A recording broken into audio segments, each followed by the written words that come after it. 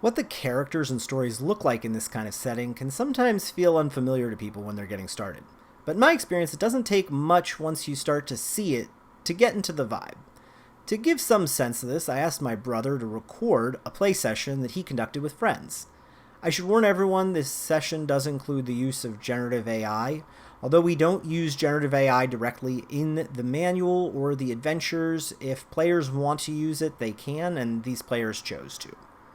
Essentially, I'll just, quickly explain what's up, and you guys can do quick introduction so everyone, knows who everyone is.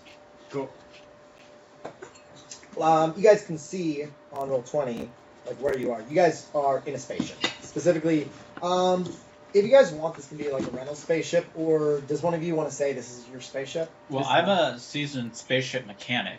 Oh, awesome! Okay. Yeah. So it'd be funny if I have it on lease because I'm a mechanic and I can't buy it yet. Yeah. You can if you want. Reminder that in this very optimistic utopia. world, there's not as much oh, I can't afford blank. Okay. What? Or it'd be funny if I've made a lot of customizations that don't necessarily work. Okay. Yeah. And also I'm gonna say just because everything's it's super futuristic and there's way less scarcity, it's not like everyone can just instantly have unlimited spaceships. It could be you crashed your last one and you're still in the process of trying to afford a new one and this is a loaner or something. It could be that you're part of a collective of mechanics, and this one for you to get your own you actually need to pay your dues in the metaphorical sense, put in your time, become a full-fledged member of that group. For now, you don't get to keep it, you're just borrowing it. But you're a snacker, so you haven't met the quota yet. Is that okay? Yeah. Alright, That works, yeah. Yes. Oh, wait, so, should we go through character bios first? yeah, we will. Sorry. I was just kind of getting sidetracked, just describing the setting. You guys are in a spaceship. This is a spaceship that Pratik's character has acquired. So let's go around, starting with you. Cool. Because you mentioned it, and then we'll go clockwise, and just everyone, just introduce your characters so everybody knows who we're talking. So I'm Hiro Yasuke. Are you friends with anyone on this group, or are you friends with someone on the team that you're visiting? So everyone in the group met through a university? That's the kind of default, and I was the bus driver for the university. the only one on the payroll. Okay, cool. The first character is Hiro Yasuki, an anime nerd and spaceship mechanic. He's from Savannah, Georgia, and lives in Los Angeles with his clone brother. Yeah, but you're a weeb with swords, and you said swords and what else? Swords and tech. Swords and tech, awesome. Yeah, and you're a spaceship mechanic, great. And, I want my future goals are I want to advance in the transit guild, which mine's up, and one day lead my own spaceship crew. Okay, so this can't be my spaceship. This should be one that I am commandeering. Okay, yeah, you're learning. So you've been working to sort of try and rise in the ranks of the guild. You've been given jobs as a courier, and you're technically not supposed to be using this ship for this, but what they don't know won't hurt. Yeah. And tentatively, I gave the ship the name Ratatasker. I think it's a really cool name for a ship, but you can call it whatever you want, including technically it has a name from the guild, Hauler 1, Hauler 5, but you've stuck a big decal over that. It can be peeled off, and then you'll probably have to rub off the adhesive with some rubbing alcohol, and you can christen the ship whatever you want to do. Okay. Do you have a preference? Yeah, I think the original name was Dump Truck 7. Dump Truck 7. Cool. Yeah, you guys are flying on the Dump Truck 7. No, but I haven't come up with my name for it. Okay. So, I don't know, you guys are more anime experts than I Yeah, am. What's a funny anime name for Dump Truck 7? I'm imagining... Some sort of mech, I'm sure. Okay, I was going to say if there's any cool-sounding mythological Japanese creature that's famously fast. Godzilla?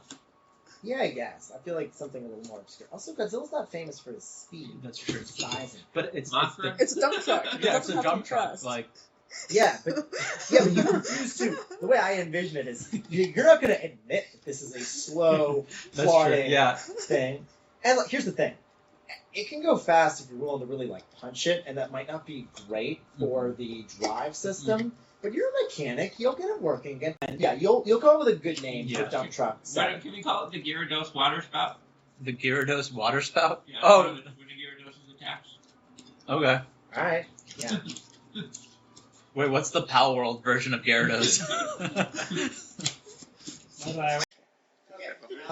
Cool. And so that is Hiro Yusuke Yeah. and Frank Muscles. You want to introduce yourself? It's Greg. It's Greg Muscles. Greg Muscles. I'm so sorry. This next character is the player's reskin of Georgie Sinclair, which in the game goes by Father Muscles. He's this kind of himbo priest. He's a super strong fitness influencer and Episcopalian priest. He's kind of our portrayal of this idealized, non-toxic masculinity. He's very strong and charismatic and high in his will and his empathy. He's a healer character. In this version, they took it in a younger direction and I think dropped the Christian themes for, obvious personal choices. That's a thing you can do. My name is Frank Muscles.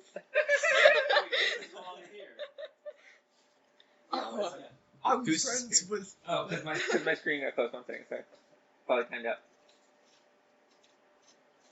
I'll refresh. I'm a health influencer. Nice. I do a bit of biohacking. Ooh.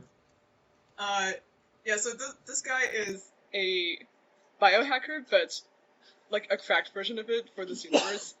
So he's all about like how to like live the healthiest, but also like how to like on the extreme side of living really healthy, and taking on supplements and Orthorexic. Hmm? In French we call it orthorexic. yeah, whatever that is. Yeah. So it's like anorexia, but for people who are like super like anal about what they eat and stuff. Yeah, that's exactly it. I just imagine you. Yeah. Yeah. But yeah, that's Oh, awesome. is that the and- billionaire dude? No. The Huberman is like Huberman podcast. Like, he's not like Oh, yeah. anal about He's it. not that anal. Yeah. He's There's like, more he's, extreme. like, really buff and like has a podcast all about health. Yeah, by the way, so in the same way that there's a character that you guys are in the group that you're about to rendezvous with, Helena, you and Helena have known each other for a while. Helena's also into mind diving and living naturally and spiritualism. And I'm going to say, if you're cool with it, Sporehor is one member of their crew. Sporehor, yeah, they them pronouns. They're an influencer that is into biohacking. Okay, great. So you and Sporehor, go back. It's like mutuals or something Yes. on Twitter. And if you want, you guys can be like best buds, you guys can be rivals. I just recommend that Sporehor is the one that you're most acquainted. Ooh, okay. And you know everyone is the bus driver. Yeah. And then Goose, you want to introduce yourself? Yeah. I'm Elizabeth Grant. I was the first of 3 kids born in the 80s in Salt Lake City. I found interest in performance of power in my teens. And in my early 20s, I built a respectable career in the arts of BDSM. Within this Ooh. community, I met my long-term partner, Gen. In 2112, I completed my law degree at 25 and gave birth to a child with Gen in 2114. So I'm a mother. And in the years since, I've continued to grow my careers in relationships in sex work and financial oversight. And I enjoy a strong reputation in both. That's awesome. This next character is Miss Grant, and I appreciate that the player used the art that was included because I think it looks pretty cool. Miss Grant is Elizabeth Tisha Grant. She is a sex worker and a consumer advocacy attorney. She's sort of a femme fatale badass that is skilled in negotiation and diplomacy and investigation.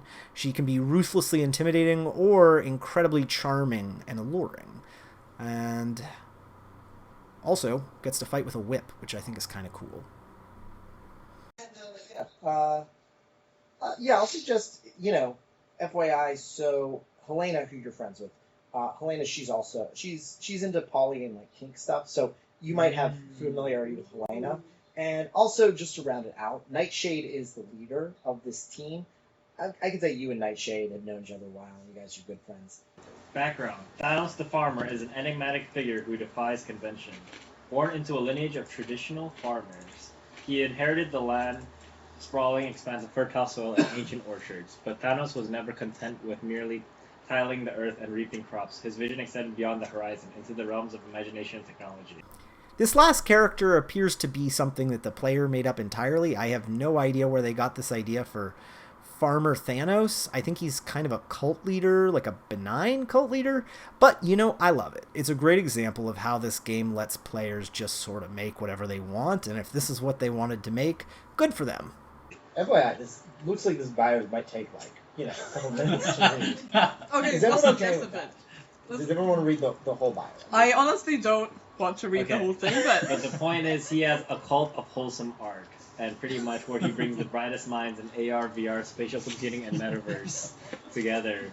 So he has made this sanctuary where people come, the main rule is that this is art that doesn't make money, and Thanos' secret is, beneath the sunflower-strewn meadows lay a secret. Thanos had glimpsed the metaverse's heart, a pulsing ethereal core. He believed that if he created enough art, the core would awaken, birthing a new reality.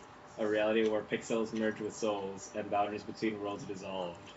Fuck yes, Wow. I like that.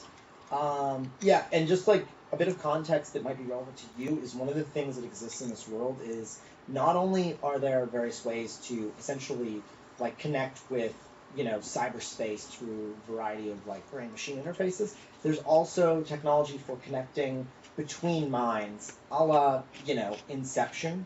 Basically, one term for it is mind diving.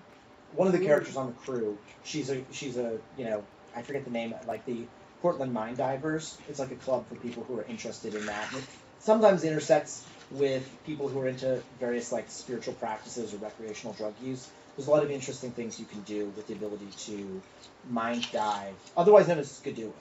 Skidooing. Yeah, like Blue's Clues. Blue's Skidoo. So cool. That is the team. Elizabeth Grant, Thanos the Farmer, Hiro Yasuke, and Greg Muscles are here on the ship formerly known as Dump Truck 7. Rechristened something much cooler. And you just docked at your destination. You were invited by your friends, these mushroom experts, to visit their orbiting lab where they are studying growing mushrooms in zero gravity. The system chimes and display on your screens indicates that you're fully docked and mated, and you can open the hatch anytime and enter the ship that you have arrived at. You guys ready? Yeah. All right.